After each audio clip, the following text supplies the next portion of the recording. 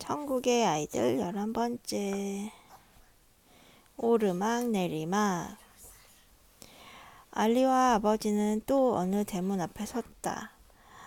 이번에는 초인종을 누른 뒤 아버지가 알리에게 질세라 어깨를 펴고 앞으로 나섰다. 정원에 손보실 일 없어요? 안에서 무뚝뚝한 남자의 목소리가 불쑥 튀어나왔다. 일 없어. 밖에서는 애써서 말하는데 안에서는 너무 쉽게 대답했다. 다시 파란 대문 집으로 옮겨갔다. 초인종을 누르자 좀 신경질적인 여자 목소리가 먼저 물었다. 누구세요? 아버지가 목소리를 가다듬고 대답했다. 정원 손질하세요. 다른 집에 가봐요. 그 아래에 노란 대문집. 정원사에 필요 없어. 아버지의 말이 채 끝나기도 전에 쩔꺽하며 인터폰을 내려놓았다. 무슨 말버릇이 그런지 정남이가 떨어졌다. 마치 성처럼 뾰족뾰족한 쇠창살이 있는 갈색 대문집. 아버지는 흠흠 목소리를 가다듬고 나서 초인종을 눌렀다. 걸걸한 남자 목소리가 느릿하게 울려나왔다. 누구신가? 정원사입니다. 뭐야? 대문 안에서 무엇이 휙 나타났다. 얼른 보니 철문 중간에 자전거 바퀴처럼 둥글게 뚫어 철망으로 대충 얽어놓은 곳이 있었다. 사납게 생긴 큰 개가 대문을 앞발로 짚고 뒷다리로 서서 그 구멍으로 주둥이를 내밀고 지저대는 것이었다. 멍! 멍! 멍! 멍! 멍! 멍! 아버지는 와락 달려드는 개한테 한 번, 두 번, 세 번. 옷자락이라도 물린 줄 알았다. 너무 놀라 어찌할 바를 몰라 허둥거렸다. 알리! 빨리 도망가! 알리! 달아나! 달아나? 개가 물을까봐. 알리는 개 짖는 소리야. 있어? 그건 모르지. 알리는 개 짖는 소리야 들렸지만 영문도 모르고 마구 달려갔다. 오르막길이라 더 숨이 찼다. 그러면서도 뒤 돌아보며 아버지 걱정을 했다. 아빠도 어서. 황급히 자전거에 오른 아버지는 페달을 밟았다. 핸들을 바로잡지 못한 탓에 앞바퀴가 비틀거렸다. 멍멍멍! 멍멍! 멍멍멍멍! 오래된 개는 달아나는 사람을 보고 더 못된 개는 오래된 개 못된 개는 달아나는 사람을 보고 더 지저댔다. 오르막길에서는 왜 그랬지? 자전거도 맥을 못 쳤다. 그래도 아버지가 오래된 게. 이거 어떻게 올려?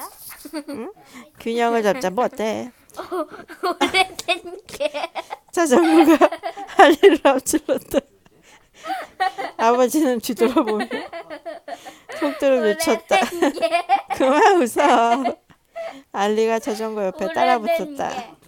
나란히에서 한참 걸어가다가 평평한 곳에 이르러 멈췄다. 아버지는 자전거를 팽개치듯 땅에 눕힌 뒤 주머니에서 꾀죄죄한 손수건을 꺼내 목덜미에 흐르는 땀을 닦았다. 알리는 어느 집 바깥에 있는 수도로 갔다. 청소를 하거나 나무에 물을 줄 때 쓰는 수도였다. 아빠, 물 주실래요? 아니. 아버지의 목소리는 메마르고 갈라져 있었다. 알리가 수도꼭지를 틀었다. 물이 쏴 하고 쏟아졌다. 알리는 오른손으로 위를 잡은 채 고개를 틀어 수꼭지에 입을 대고 물을 받아 마셨다. 턱을 타고 내려온 물이 옷에 앞서풀 적셨다. 그때 앞쪽 대문의 인터폰에서 소년의 앳된 목소리가 들렸다. 누구야? 거기 어서 대답해. 갔어? 수도꼭지에서 입을 댄 알리는 소리나는 쪽을 돌아봤다. 있어. 아빠한테 정원 손질하라고 해봐. 아빠 없어. 그럼 엄마한테.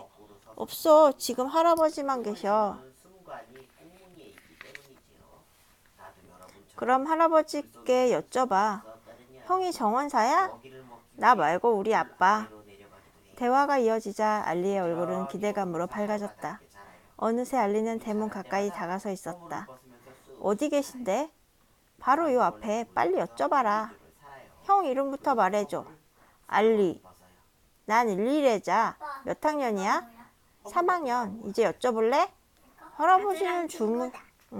할아버지는 주무셔. 그 말에 순간적으로 알리의 표정이 어두워졌다. 그걸 왜 이제 말해? 어두워진 표정인가? 혹시나 하고 두 아이의 대화를 엿듣고 있던 아버지가 자전거를 일으켜 세웠다. 알리, 그만 가자. 알리가 아버지를 쳐다봤다. 떠나려고 하는 이쪽의 분위기를 눈치챘는지 소년의 말소리가 다급해졌다. 알리, 들어와서 나랑 놀자. 그 목소리에는 간절함이 배어 있었다. 가야 돼. 안녕. 돌아서는 알리는 뭔가 되게 아쉬웠다. 알리, 기다려. 집안의 소녀는 아직 할 말이 남아있는 듯 했지만 그게 알리한테 이로운 말인지는 알 수 없는 노릇이었다. 아버지가 자전거를 끌고 걸어가고 그 옆에서 알리가 걸음의 너비를 크게 하며 따라갔다. 그렇게 몇 걸음 옮겨가는데 너비가 넓이래 넓이. 맞아. 그렇게 몇 걸음 옮겨가는데 등 뒤에서 소년이 다시 불렀다. 알리! 인터폰을 거친 소리가 아니고 알리랑 친구야? 동생인 거 아니야? 근데 왜 막 불러? 외국에서는 서로 이름 불러. 형이 나도 호정아 안 불러. 엄마 불러? 엄마한테 말고 저기 형이나 동생이나 아니 이렇게. 너한테 CN 이렇게 불러? 응. 나 미국인가 나. 안 갈 거야? 인터폰을 거친 나 목소리 거기 갈래. 어디? 일본. 그래. 인터폰을 거친 소리가 아니고 색 목소리였다. 엄마 여기 왜 노란색이야? 왜 여기는 하얀색인데? 모르겠어. 인터폰을 거친 소리가 아니고 색 목소리였다. 알리가 얼른 돌아봤다. 오래된 게. 소년이 대문 앞에 나와 있었다. 혼자가 아니었다. 옆에는 머리카락이 허연 노인이 서 있었다. 깡마르고 키가 큰 할아버지였다. 알리는 아버지의 옷자락을 당겼다. 흘끗 돌아보던 아버지도 뜻밖의 일에 눈이 휘둥그레졌다. 소년이 오라는 손짓을 보냈다. 할아버지도 소년과 똑같이 손짓을 했다. 아버지가 한박 웃음을 지으며 알리를 내려다봤다. 알리도 아버지를 쳐다보며 빙긋 웃었다. 한바구스 뭐지? 이제야 좋은 일이 있을 모양이었다. 아버지는 자전거를 돌려 세웠다. 젠 걸음으로 소년과 할아버지한테로 갔다. 대문 안에 들어서서 보니 문틈으로 볼 때보다 정원이 훨씬 더 넓었다. 아버지는 좀 주눅이 든 눈길로 두리번거렸다. 하지만 알리는 외로움이 가득한 소년의 얼굴을 바라보기만 했다.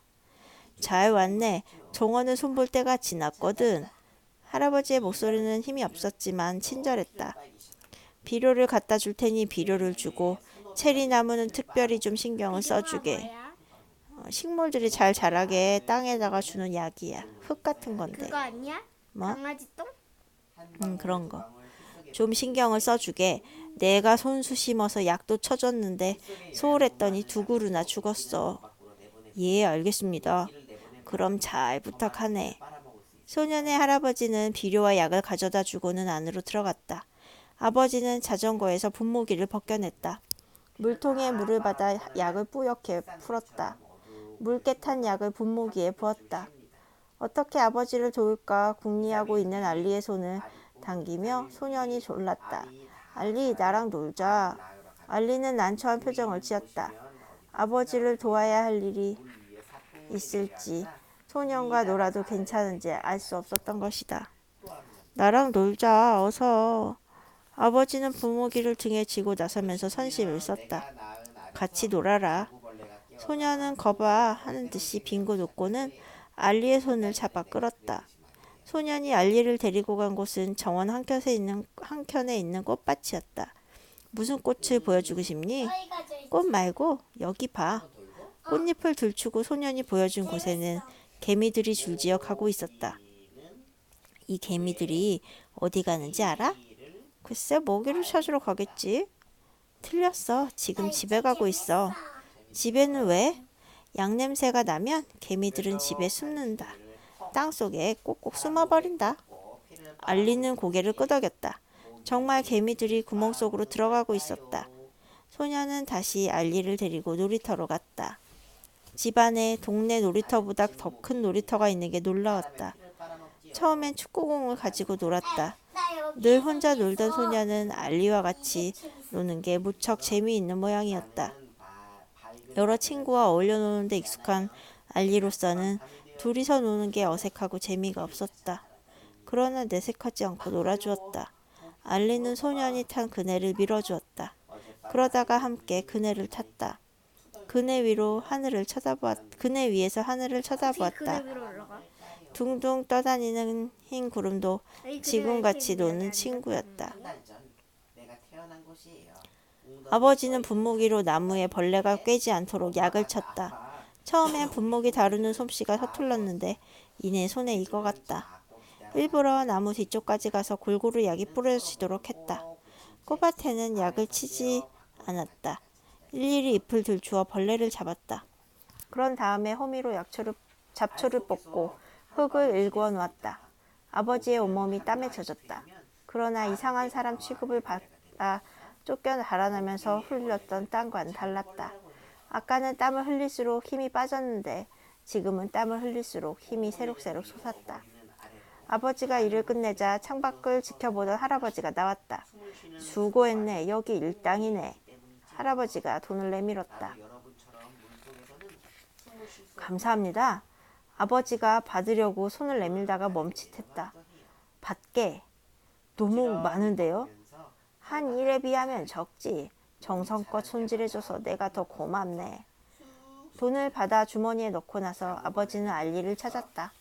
소년은 그네를 타다 잠이 들었고 알리는 소년을 그냥 지켜보고 있었다. 더 바라보고 싶은 평화로운 풍경이었다. 알리, 가자. 풍경. 아버지가 나직이 알리를 불렀다. 주머니가 두둑해진 아버지는 얼른 집에 가서 어머니한테 자랑하고 싶어 조급했다. 알리는 소년을 한 번 더 돌아본 뒤 일어섰다. 아버지는 그 집을 나서며 소년의 할아버지한테 넌지시 말했다. 주말마다 이리 오니까 필요하시면 부르세요. 할아버지는 말없이 고개를 끄덕였다. 아침에 집을 나설 때의 모습처럼 분무기는 짐바지에 실었고 아버지는 안장에 앉았고 그 앞에 궁금한 게 있는데 여기 응. 실엇 뭐라고 써있는데 응. 왜 아까는 분무기를 벗겼다고 나와 있었어? 벗겼다고? 그걸 앞에 그렇게 써있던데? 몸이 다 붙자 어느새 날이 밝았어요. 나는 날개를 쭉 펴고 힘차게 날아올라요. 그 앞에. 근처의 나무 위에 내려앉아 쉽니다. 앞에. 그러고 나서 하루 이틀쯤 꿀이나 식물에 즙을 먹어요. 이제 수컷먹이를 잠깐만. 자전거에서 분무기를 벗겨냈다? 응. 그러네. 벗겨냈다라 그랬네. 나는 해가 질 때쯤 수컷먹이를 찾아 벗겨냈다고 했어? 글쎄. 벗겼다고 했을까? 왜 그런 거 같아? 담장 옆에는 엄마는? 수컷먹이 수십 마리가 모르겠어. 있는지요. 위아래로 춤을 추고 있어요. 암컷먹이를 부르는 것이에요. 아니 왜 상할까 비닐 쌓아놨나? 비닐을 싸놔서 그랬다고? 아니 내 생각이야. 그럴 수도 있겠다. 자전거에 입혀놨었나? 아버지는 안장에 아니 앉았고 분무기를 고무 같은 거 넣어가지고 이렇게 쭉 눌려가지고 이렇게 씌워놨나? 아버지는 안장에 앉았고 그 앞에 알리가 아버지 품에 안긴 듯 타고 있었다. 아침과 다른 점은 자전거가 굴러가는 방향이 반대인 것뿐이었다. 바람이 솔솔 불어 땀을 씻어주었다. 겉보기엔 느긋하게 페달을 밟는 아버지였지만 실제로 좀 들뜬 상태였다. 뒷머리에 와 닿는 아버지의 입김이 고르지 않았다. 휴가 땐 매일 와야겠다. 공장 일보다 벌이가 나아. 여유가 생기면 또 돈이 좀 모이면 필요한 걸 사자꾸나. 자전거도 새로 사야겠다. 다리미도 사고. 네 엄마가 노래하듯 말하는 커다란 냉장고도 사고. 알리는 듣기만 해도 기분이 좋았다. 또 뭘 살까? 너 뭘 사고 싶니? 자라한테 구두 사주세요. 네 것도 사주마. 자라 먼저요. 너무 낡았어요. 오냐? 신이 난 알리는 자라 신발 있어? 아니 지금 잃어버렸는데 아빠랑 근데 엄마한테는 나 얘기 안 알겠다고 했잖아. 해. 아빠랑 엄마한테는 얘기 안 했잖아. 잃어버린 거. 그러니까 먼저 사달라고 지금 얘기하는 거지. 신이 나 이것도 거짓말하는 거야? 신이 난 알리는 두 손으로 안장을 잡은 채 어깨를 으쓱했다. 내리막길이었다. 자전거의 속력이 갑자기 빨라지고 있었다. 아버지는 페달 밟기를 멈췄다. 핸들을 왼쪽 오른쪽으로 조금씩 움직여 보았다. 그래도 자전거의 속력은 줄지 않았다. 오히려 더 빨라졌다. 앞에 앉아있는 아버지를 쳐다볼 수도 없는 알리지만 아버지가 당황하고 있음을 느낄 수 있었다. 알리, 꼭 잡아라. 알리는 핸들을 두 손으로 꽉 잡고 윗몸을 앞으로 웅크렸다. 아버지는 얼른 브레이크를 잡았다. 브레이크는 잡으나 마나였다. 아버지는 다급한 목소리로 말했다. 브레이크가 고장났어. 그 사이에 자전거는 엄청나게 속도가 붙어 있었다. 엎친 데 덮친 꼴로 비탈은 더 심했고 내리막길은 계속 이어졌다. 양옆으로 집과 나무들이 휙휙 스쳐갔다. 알리는 두 눈을 꼭 감았다. 무서워요. 놓으면 안 된다. 아버지는 비틀거리는 핸들을 바로 잡으려고 안간힘을 썼다. 아빠, 꼭 잡아. 세워요, 아빠. 브레이크가 고장났다니까. 무섭게 달려 내려가던 자전거가 갑자기 비틀거렸다. 으악! 한순간에 자전거가 비스듬히 미끄러졌다. 길을 벗어난 자전거는 돌에 부딪히고 다시 나무를 들이받았다. 아버지와 알리는 튕겨서 따로따로 떨어졌다. 아버지는 머리를 꽤 다쳤다.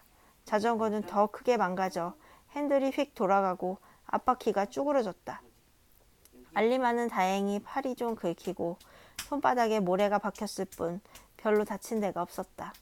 아버지가 핸들을 놓으면서 알리를 덥석 안고 둥그러진 덕분이었다. 병원에서 치료를 받은 뒤 집으로 가야 했다. 자전거까지 싣고 갈 수 있는 용달차를 불렀다.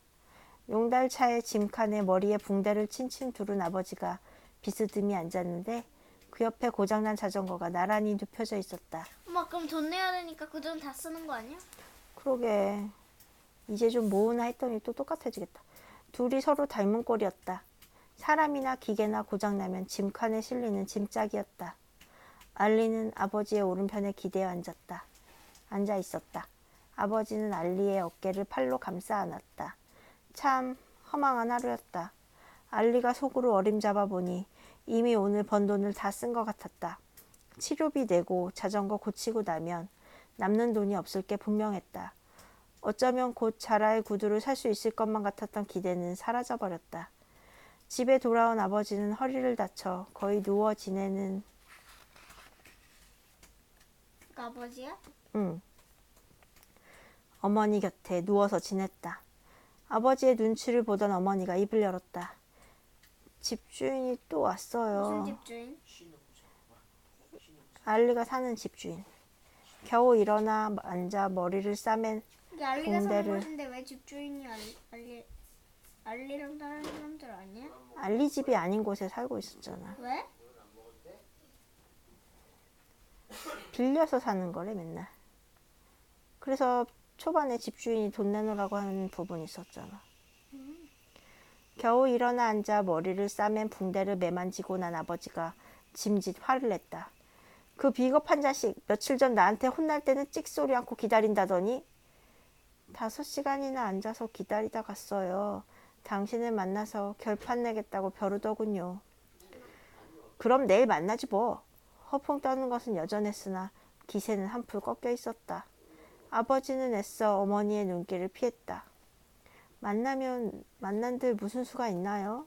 고개를 돌린 어머니는 가늘게 한숨을 내쉬었다. 아버지는 막 입술을 벗어나려던 한숨을 도로 삼키며 중얼거렸다. 신이 돌봐주시겠지. 걱정 마. 몸은 그렇게 다쳐가지고 정말 괜찮겠어요? 난 괜찮아. 돌아앉으려던 아버지는 손으로 허리를 짚으며 입을 딱 벌렸다. 오늘은 여기까지. 내일은 기막힌 3등 상품 끝.